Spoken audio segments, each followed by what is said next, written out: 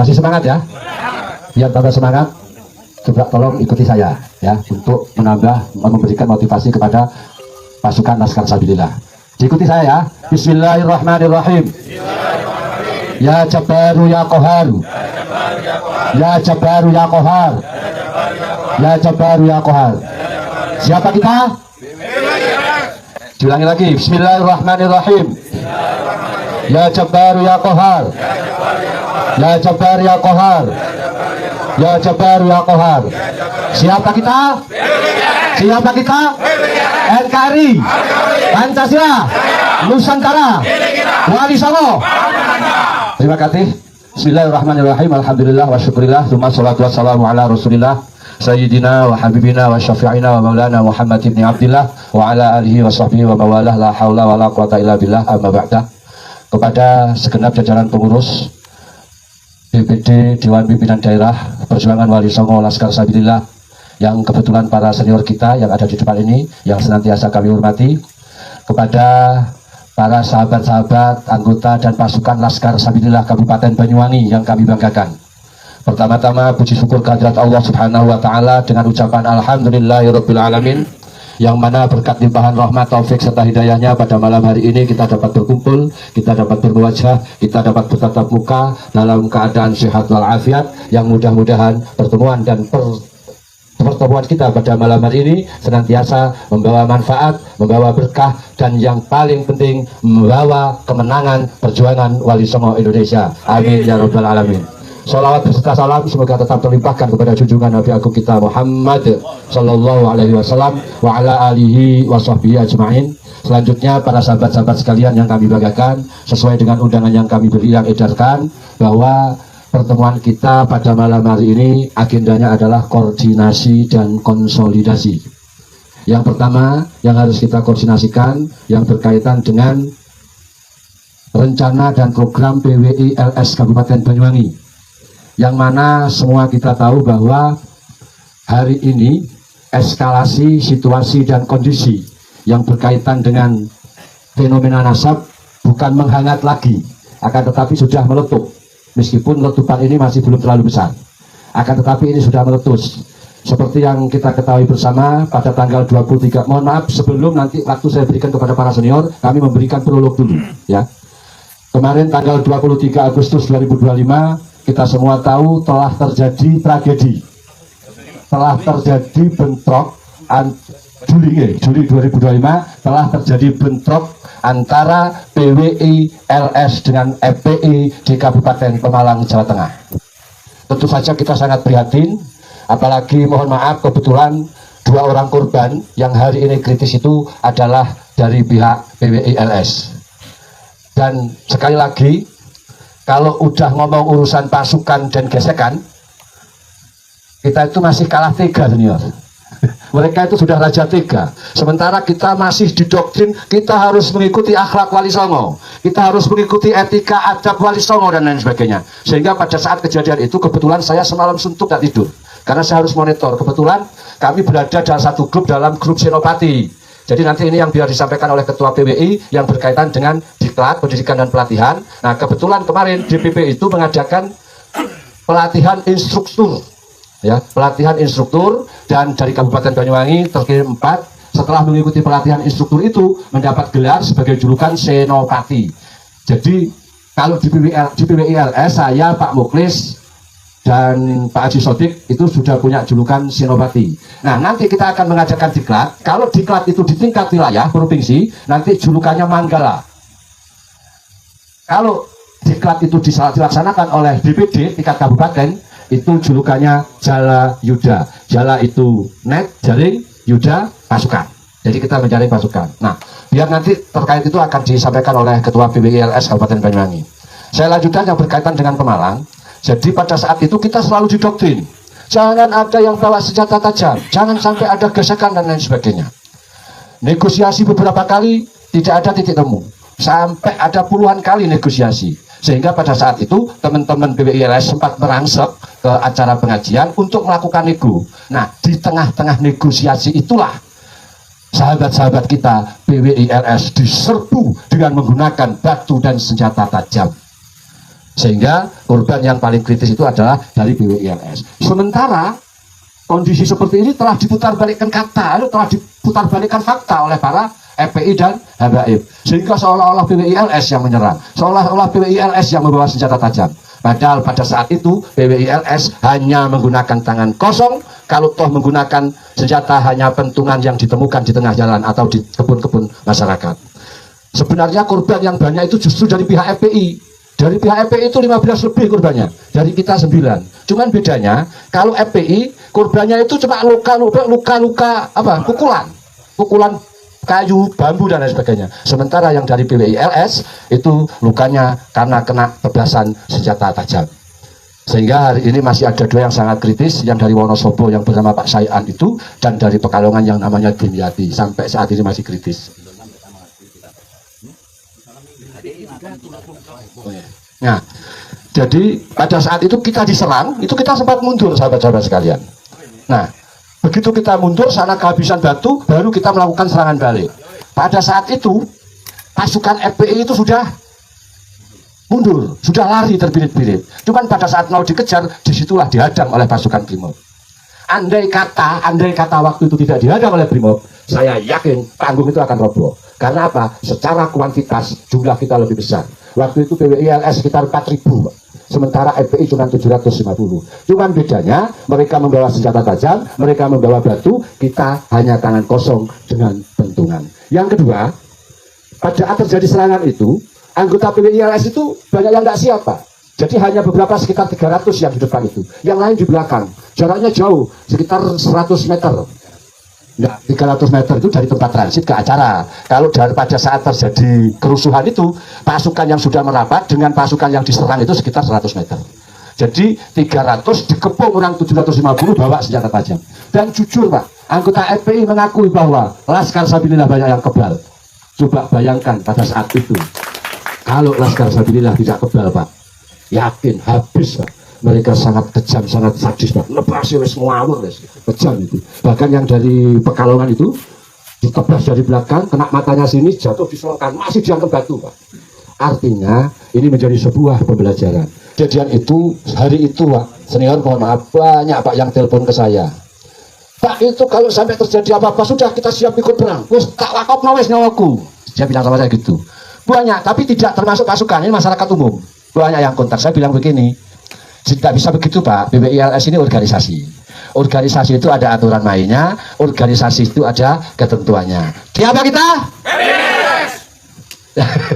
Jadi banyak. Dan alhamdulillah respon masyarakat sudah mulai biasa. Itu sekedar prolog, biar nanti selanjutnya konsolidasi ini disampaikan oleh Ketua DPD PWI dan para senior. Assalamualaikum saudara-saudaraku dimanapun berada. Selamat siang, selamat sore, selamat malam untuk saudara-saudaraku dimanapun kalian berada. Bagaimana menurut saudaraku dengan tayangan yang tadi? Disinilah kami BWILS Laskar Sabilillah dengan doktrin-doktrin di jalur yang benar, tidak menyimpang, memakai aturan, menghargai hukum, menghargai Undang-Undang Dasar 45. Saudara-saudaraku bisa melihat dengan jelas dan bisa menilai dengan jelas siapa di antara kami yang selalu berkoar-koar atau yang selalu memprovokatif masyarakat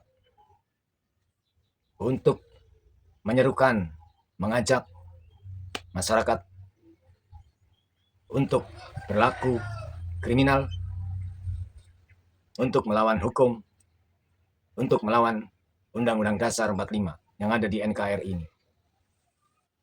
Itu adalah dari gerombolan-gerombolan si Imam Jumbo yang katanya mengaku sebagai cucu Kanjeng Nabi Muhammad Sallallahu Alaihi Wasallam.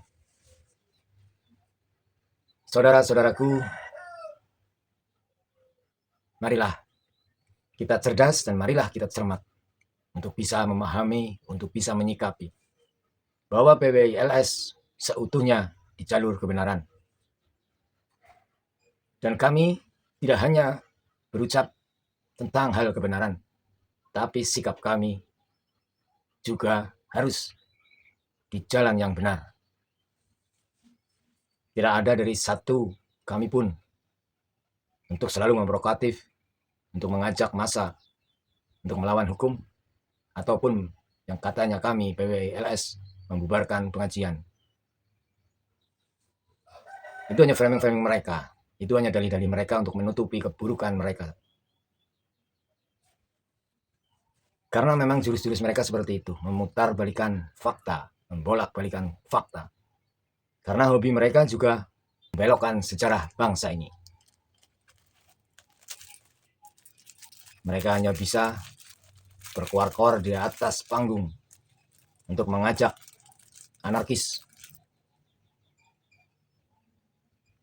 Saudara-saudaraku, dimanapun berada, sebenarnya masyarakat bangsa ini sudah sangat muak dan sangat benci terhadap gerombolan-gerombolan risik si Imam Jumbo, junjungan dari para mukibin-mukibin yang goblok, otak semua isi tai, membela orang yang bukan dari tanah air kita ini. Sangat miris. Saya sebagai masyarakat melihat sangat miris berkhianat berbangsa ini. Itu semua mukibin-mukibin bejat yang hanya minum air kencing dari para kabib-kabib Dobolowi.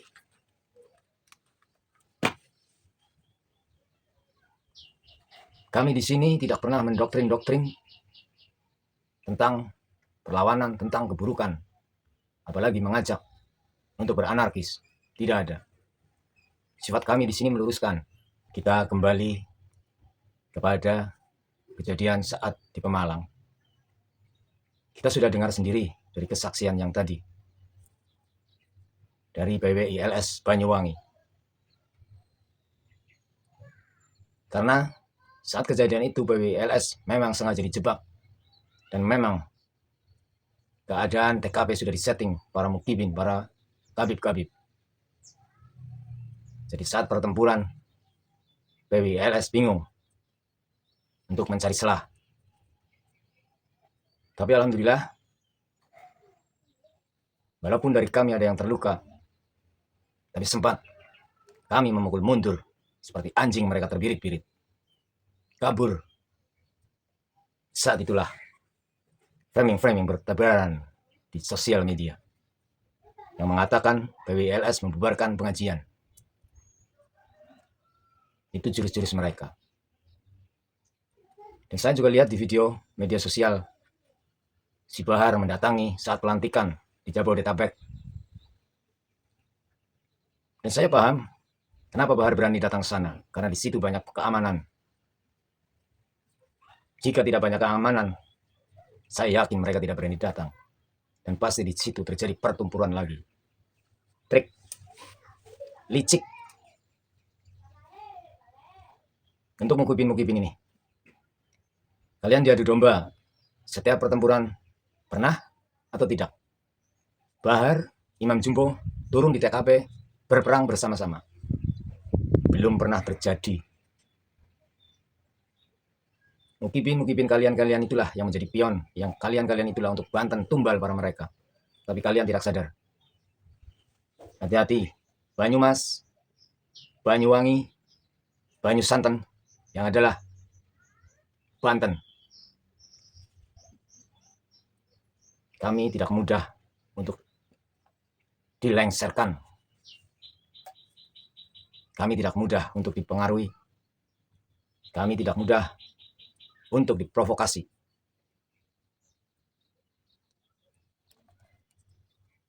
Ingat itu. Banyuwangi, Banyumas, Banten. 3 nama yang sama. Mengandung makna yang luas. Itulah karakter kami. Yang tidak pernah untuk mengajak melawan NKRI, tidak pernah mengajak untuk merusak bangsa ini, apalagi untuk membubarkan sebuah pengajian. Itu semua hanya kata-kata dari pihak Rizik Sihab dan pengikutnya untuk menghancurkan negara ini lewat framing-framing hoax. Untuk saudara-saudaraku dimanapun berada, kiranya bisa menilai mana yang baik dan mana yang buruk, mana yang benar dan mana yang salah. Intinya cuma satu. Jika memang Khabib itu benar keturunan Kanjeng Nabi, jawabannya satu. Datang tes DNA. Datang tunjukkan. Gampang kan? Tidak ada susahnya. Tunjukkan. Atau para Khabib suruh bermubahalah. Kalau berani saya acungi jempol 2 jari. Tanyakan coba Muhyiddin untuk junjungan kamu itu. Junjungan kamu itu suruh bermubahalah kalau berani. Kemarin sempat digegerkan dengan seorang anak muda yang masih sangat muda. Dia bermubahalah dan akhirnya mati. Kalian lihat nggak? Di situ ada Habib, ada Khabib yang datang. Tentunya tidak ada. Terus yang rugi siapa? Atas pembelaan dia? Nggak ada. Mubazir. Bahkan di dalam mubahalah di situ kalimat-kalimat yang menghukum diri sendiri jika salah. Terus bagaimana di akhirat? Pikirkan itu. Sebelum terlambat, sadar dan nyadar, insaf, tobat. Kembali ke pangkuan Ibu Pertiwi yang benar-benar merasa memiliki NKRI bangsa ini. Terima kasih, sampai berjumpa lagi di tayangan selanjutnya. Sekali merdeka, tetap merdeka, NKRI, harga mati.